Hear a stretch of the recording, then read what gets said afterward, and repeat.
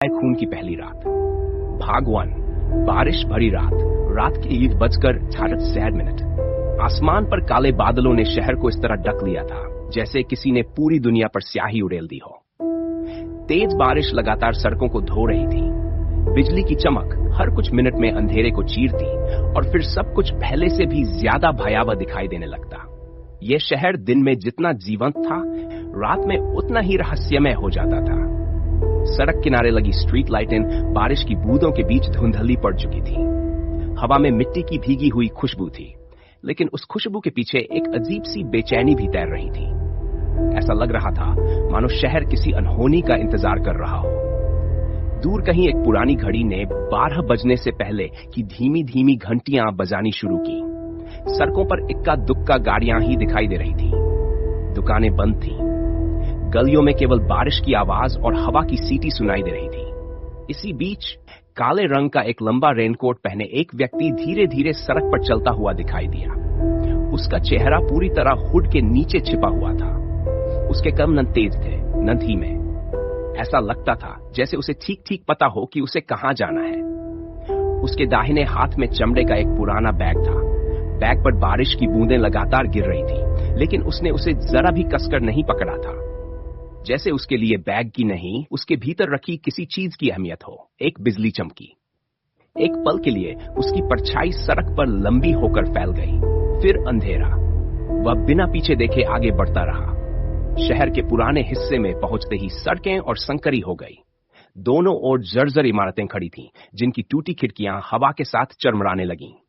ऐसा लगता था कि इन दीवारों ने वर्षों से कई राज अपने भीतर कैद कर रखे हों। अचानक वह व्यक्ति रुक गया। उसने धीरे से सिर उठाया। सामने एक पुरानी बंद पड़ी हवेली थी। लोहे का विशाल फाटक जंग से भरा हुआ था। उस पर लगा नाम पट वर्षों पहले ही धुंधला पड़ चुका था। हवेली की एक ऊपरी खिड़की में क्षण भर के लिए हल्की सी रोशनी चमकी और तुरंत गायब हो गई। वह व्यक्ति कुछ सेकंड तक उसी दिशा में देखता रहा। फिर उसके होंठों पर एक बहुत हल्की मुस्कान उभरी। उसने अपनी जेब से एक छोटी सी धातु की घड़ी निकाली। समय था। उसने धीरे से फुसफुसाया, समय आ गया। 12 बजते ही दूर कहीं कुत्तों के भौंकने की आवाज गूंज उठी। हवा अचानक और ठंडी हो गई। बारिश पहले से भी तेज होने लगी। उसी क्षण हवेली के भीतर से ऐसा लगा जैसे किसी ने बहुत हल्की सी चीख दबाने की कोशिश की हो। वह आवाज इतनी धीमी थी कि कोई सामान्य व्यक्ति शायद उसे सुन ही न पाता, लेकिन रेनकोट पहने वह अजनबी सुन चुका था। उसने बिना घबराए लोहे के फाटक को हल्का सा धक्का दिया। चर्रर कई वर्षों से बंद पड़ा फाटक धीरे धीरे खुल गया। अंदर केवल अंधेरा था। वह बिना किसी हिचकिचाहट के हवेली के भीतर चला गया। कुछ ही क्षण बाद फाटक अपने आप फिर से बंद हो गया। बाहर बारिश लगातार बरसती रही, मानो प्रकृति स्वयं उस रात होने वाली घटना के हर निशान को मिटा देना चाहती हो। लेकिन उसे यह नहीं पता था कि कुछ ही मिनटों में इसी शहर में ऐसा अपराध होने वाला है जो आने वाले कई वर्षों तक पुलिस, मीडिया और पूरे देश के लिए एक अनसुलझी पहेली बन जाएगा। यह रहा चैप्टर 1 पार्ट 2। इसमें वातावरण, तनाव और रहस्य को धीरे धीरे बढ़ाया गया है ताकि कहानी सिनेमैटिक लगे। अध्याय 1 खून की पहली रात। भाग 2 सुनसान सड़क। पहली लाश की खोज। रात के 12:05। बारिश अब भी बिना रुके बरस रही थी। सड़क पर जमा पानी में स्ट्रीट लाइट की पीली रोशनी टूटकर बिखर रही थी। हर ओर ऐसा सन्नाटा था मानो पूरा शहर गहरी नींद में डूब चुका हो। इसी सड़क से अपनी पुरानी टैक्सी लेकर रघुवीर गुजर रहा था। 55 वर्षीय रघुवीर पिछले 30 वर्षों से रात की ड्यूटी करता आ रहा था। उसने इस शहर की अनगिनत रातें देखी थी। झगड़े, दुर्घटनाएं, चोरी, पुलिस की गाड़ियां और कभी कभी मौत भी। लेकिन उस रात उसके मन में एक अजीब सी बेचैनी थी जिसका कारण वह खुद भी नहीं समझ पा रहा था। उसने रेडियो चालू किया। कुछ क्षणों तक केवल खड़खड़ाहट सुनाई दी, फिर अचानक आवाज पूरी तरह बंद हो गई। आज तो मशीन भी साथ नहीं दे रही। उसने बड़बड़ाते हुए रेडियो बंद कर दिया। जैसे ही टैक्सी पुराने इलाके की ओर मुड़ी, उसकी हेडलाइट बारिश की परतों को चीरती हुई आगे बढ़ी। सड़क लगभग खाली थी। तभी दूर लगभग 100 मीटर आगे उसे कुछ पड़ा हुआ दिखाई दिया। पहले उसे लगा कि कोई बोरा होगा या बारिश से गिरा हुआ पेड़ का तना, लेकिन जैसे जैसे टैक्सी पास पहुंची उसका दिल तेजी से धड़कने लगा। वह कोई सामान नहीं था, वह एक इंसान था। रघुवीर ने तुरंत ब्रेक दबाए। टायरों की तेज आवाज सुनसान सड़क पर गूंज उठी। कुछ पल तक वह सीट पर ही जमे बैठा रहा। उसके हाथ स्टीयरिंग पर कांप रहे थे। नहीं, शायद कोई नशे में होगा। उसने खुद को समझाने की कोशिश की। उसने धीरे धीरे दरवाजा खोला। बारिश की ठंडी बूंदें उसके चेहरे पर पड़ने लगी। वह सावधानी से उस आकृति की ओर बढ़ा। हर कदम के साथ उसकी सांसें भारी होती जा रही थीं। जब वह बिल्कुल पास पहुंचा तो उसकी आंखें भय से फैल गईं। एक लगभग 40 वर्षीय व्यक्ति सड़क पर पीठ के बल पड़ा था। उसकी सफेद शर्ट गहरे लाल रंग में बदल चुकी थी। बारिश लगातार खून को बहा रही थी, लेकिन फिर भी सड़क पर लाल धारियां साफ दिखाई दे रही थी। उसकी आंखें पूरी तरह खुली थीं। ऐसा लगता था जैसे मरने से पहले उसने किसी ऐसी चीज को देखा हो जिस पर यकीन करना असंभव था। रघुवीर ने कांपते हाथ से उसकी नब्ज टटोलने की कोशिश की। कुछ नहीं, कोई धड़कन नहीं, वह आदमी मर चुका था। तभी बिजली आसमान में जोर से कड़की। उस एक पल की चमक में रघुवीर की नजर मृतक के दाहिने हाथ पर गई। उसकी मुट्ठी कसकर बंद थी।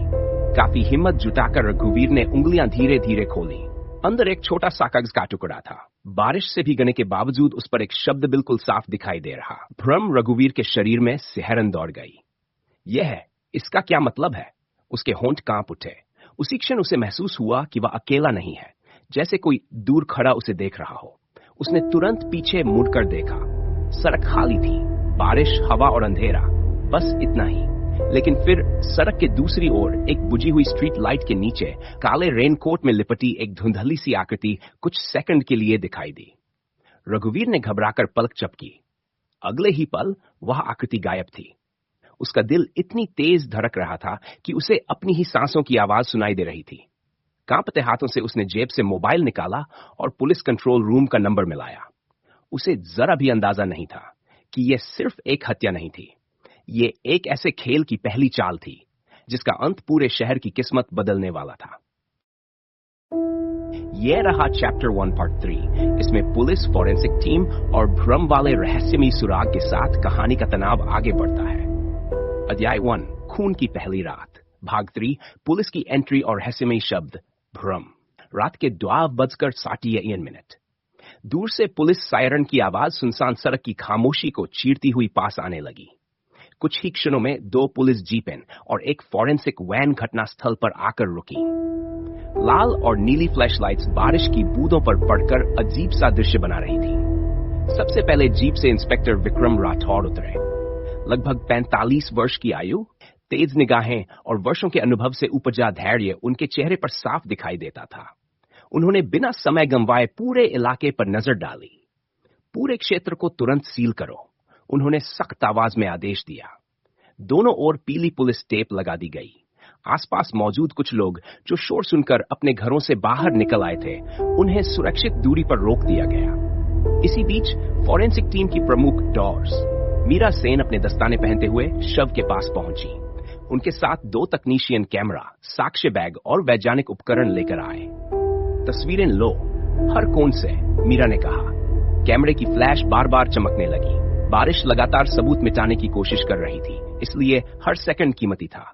इंस्पेक्टर विक्रम मृतक के पास घुटनों के बल बैठे। उन्होंने शव के चेहरे को ध्यान से देखा।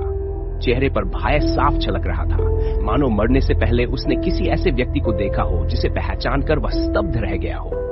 पहचान मिली? विक्रम ने पूछा। एक कांस्टेबल ने सिर हिलाया। सर, अभी तक नहीं। जेब में न पहचान पत्र है, न मोबाइल, न बटुआ। किसी ने सब कुछ निकाल दिया है। विक्रम की भौहें सिकुड़ गई। यानी हत्यारा केवल हत्या करके नहीं गया, उसने पहचान भी मिटा दी। उसी समय मीरा ने शव के दाहिने हाथ से बरामद कागज को सावधानी से पारदर्शी साक्ष्य बैग में रखा। उन्होंने कागज पर नजर डाली। उस पर केवल एक शब्द लिखा था, भ्रम। कुछ क्षणों के लिए वहां मौजूद सभी लोग चुप हो गए।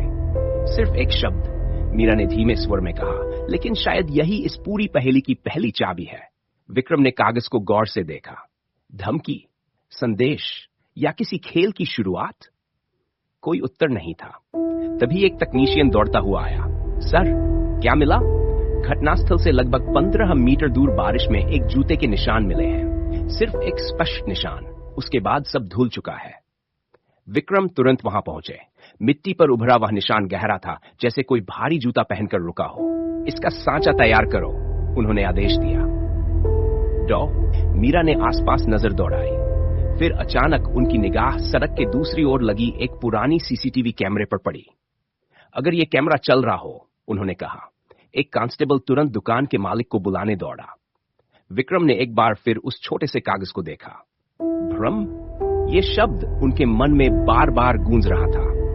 उन्हें यह एहसास हो चुका था कि यह साधारण हत्या नहीं थी। हत्यारा चाहता था कि यह शब्द पुलिस तक पहुंचे, लेकिन क्यों और किसके लिए? बारिश अब भी लगातार गिर रही थी।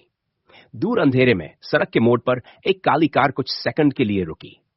कार के अंदर बैठा एक अज्ञात व्यक्ति घटनास्थल को शांत निगाहों से देख रहा था। उसके होंठों पर हल्की सी मुस्कान उभरी। फिर उसने इंजन स्टार्ट किया। कार बिना कोई आवाज किए अंधेरे में गायब हो गई। किसी ने उसे जाते हुए नहीं देखा, लेकिन उसी क्षण शहर में भ्रम का खेल सचमुच शुरू हो चुका था। यह रहा चैप्टर 1 पार्ट 4। इसमें शुरुआती जांच, सबूत और रहस्य को आगे बढ़ाया गया है। अध्याय 1 खून की पहली रात, भागदौड़, सबूत, शुरुआती जांच और बढ़ता रहस्य रात के 9:12। बारिश अब धीमी पड़ चुकी थी, लेकिन सड़क पर फैला पानी अब भी अपराध की कहानी अपने भीतर समेटे हुए था। फॉरेंसिक टीम हर छोटे से छोटे निशान को सुरक्षित करने में जुटी थी। इंस्पेक्टर विक्रम राठौड़ की निगाहें लगातार घटनास्थल का निरीक्षण कर रही थी। वर्षों का अनुभव उन्हें सिखा चुका था कि कई बार सबसे छोटा सबूत ही सबसे बड़ा सच उजागर करता है। डॉक्टर मीरा सेन ने शव की दोबारा जांच शुरू की। सर, शरीर पर केवल एक गहरा घाव है। उन्होंने दस्ताने पहने हाथों से इशारा करते हुए कहा। घाव बिल्कुल सटीक जगह पर किया गया है। इसका मतलब हत्यारा घबराया हुआ नहीं था, उसने वार सोच समझकर किया है। विक्रम ने गंभीर स्वर में पूछा, यानी पेशेवर? संभव है, या फिर ऐसा व्यक्ति जिसे मानव शरीर की अच्छी जानकारी हो। इसी दौरान एक कांस्टेबल तेजी से दौड़ता हुआ आया। सर, सड़क के किनारे कुछ मिला है। विक्रम उसके पीछे पीछे पहुंचे। बारिश से भीगी झाड़ियों के बीच एक छोटी सी चांदी की चाबी पड़ी थी। उस पर एक अजीब सा चिन्ह उकेरा हुआ था, एक आंख जिसके बीचों बीच एक टूटा हुआ वृत्त बना था। यह किसी सामान्य ताले की चाबी नहीं लगती, डॉक्टर मीरा ने कहा। विक्रम ने बिना छुए उसे साक्ष्य बैग में रखवाया। फिंगरप्रिंट और धातु की जांच कराओ। उसी समय वायरलेस पर आवाज आई, सर, सीसीटीवी की रिकॉर्डिंग मिल गई है। सभी की नजरें दुकान के अंदर लगे छोटे मॉनिटर पर टिक गई। रिकॉर्डिंग शुरू हुई। बारिश की धुंधली तस्वीरें, खाली सड़क, फिर वही जगह जहां शव मिला था। रात इनेवर्ड फार्मसी बाइक्स पर एक काली कार कुछ सेकंड के लिए वहां रुकती दिखाई दी, लेकिन अगले ही पल स्क्रीन पर तेज तेज रेखाएं उभरने लगीं। चित्र धुंधला हो गया। पूरा वीडियो लगभग 2 मिनट के लिए खराब हो गया। जब रिकॉर्डिंग वापस सामान्य हुई, सड़क पर केवल शव पड़ा था। कातिल का कोई चेहरा नहीं, कोई नंबर प्लेट नहीं, कुछ भी नहीं। यह संयोग नहीं हो सकता, विक्रम ने धीमी आवाज में कहा। किसी ने जानबूझकर कैमरा बंद कराया है। डॉक्टर मीरा ने सहमति में सिर हिलाया, और ऐसा करने वाला तकनीक समझता है। उसी समय फॉरेंसिक तकनीशियन ने मृतक की शर्ट के कॉलर से एक बेहद बारीक चीज निकाली। सर, एक बाल। वह बाल सामान्य काले या सफेद रंग का नहीं था। उसका रंग हल्का चांदी जैसा था। डीएनए टेस्ट के लिए भेजो, विक्रम ने तुरंत आदेश दिया। रात गहराती जा रही थी, लेकिन हर नया सबूत रहस्य को सुलझाने के बजाय और उलझा रहा था। एक अनजान मृतक, एक शब्द, भ्रम, रहस्यमयी चांदी की चाबी, 2 मिनट की गायब सीसीटीवी रिकॉर्डिंग, और अब यह अजीब रंग का बाल। विक्रम ने एक लंबी सांस ली। उनके मन में एक ही विचार बार बार घूम रहा था, यह हत्या नहीं, एक संदेश है। उसी समय उनका मोबाइल फोन बज उठा। स्क्रीन पर कोई नंबर नहीं था, सिर्फ लिखा था अननोन कॉलर। उन्होंने कॉल रिसीव की। कुछ सेकंड तक दूसरी तरफ पूरी खामोशी रही। फिर एक धीमी बदली हुई आवाज सुनाई दी। इंस्पेक्टर विक्रम, आपने पहला सबूत ढूंढ लिया है। विक्रम की आंखें सिकुड़ गई। तुम कौन हो? दूसरी ओर हल्की सी हंसी गूंजी। सच मत खोजिए, क्योंकि जो दिखाई देता है वह सच नहीं होता। एक पल की चुप्पी, फिर वही आवाज फुसफुसाई, भ्रम अभी शुरू हुआ है। और कॉल अचानक कट गई। बारिश थम चुकी थी, लेकिन उस रात का रहस्य अभी बस अपनी पहली सांस ले रहा था। की पहली रात, भाग पाए पहला क्लिफहैंगर रात के बजकर 37 मिनट। इंस्पेक्टर विक्रम राठौड़ कुछ क्षण तक मोबाइल की काली स्क्रीन को देखते रहे। रहस्यमयी कॉल कर चुकी थी, लेकिन उसके शब्द अब भी उनके कानों में गूंज रहे थे। भ्रम अभी शुरू हुआ है। उन्होंने तुरंत कॉल ट्रेस करने का आदेश दिया। साइबर सेल को अभी संपर्क करो, उन्होंने कांस्टेबल से कहा। मुझे इस नंबर की पूरी जानकारी चाहिए। कुछ ही मिनटों में जवाब आया। सर, कॉल किसी नंबर से नहीं आया। सिस्टम में उसका कोई रिकॉर्ड जैसे कॉल कभी हुआ ही नहीं। विक्रम ने गहरी सांस ली। यह मामला हर मिनट और जटिल होता जा रहा था। इसी बीच डॉक्टर मीरा सेन ने पोस्टमार्टम के लिए शव को एम्बुलेंस में भेजने की तैयारी शुरू कर दी। लेकिन जैसे ही दो पुलिसकर्मियों ने शव को स्ट्रेचर पर रखने के लिए पलटा, एक कांस्टेबल चिल्ला उठा, सर, जरा देखिए। सबकी नजर मृतक की पीठ पर गई। वहां त्वचा पर किसी तेज औजार से एक अजीब सा प्रतीक उकेरा गया था। वही चिन्ह जो कुछ देर पहले चांदी की चाबी पर मिला था। एक खुली आंख जिसके बीच टूटा हुआ वृत्त बना था। डॉरस मीरा का चेहरा गंभीर हो गया। यह हत्या के बाद बनाया गया निशान नहीं है, उन्होंने ध्यान से देखते हुए कहा।